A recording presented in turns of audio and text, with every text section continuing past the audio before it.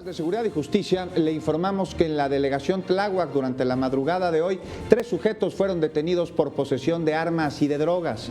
De acuerdo con la Procuraduría General de Justicia de la ciudad, se trata de un hombre de 19 años y de 2 adolescentes de 16. Estos últimos ya se encuentran en la Fiscalía Central de Investigación para la Atención de Niñas, Niños y Adolescentes, donde se va a determinar su situación jurídica. Según las primeras investigaciones, uniformados recibieron la indicación de detener a un vehículo BMW color blanco con placas de la ciudad por trasladar a tripulantes armados que circulaban sobre Avenida Tláhuac.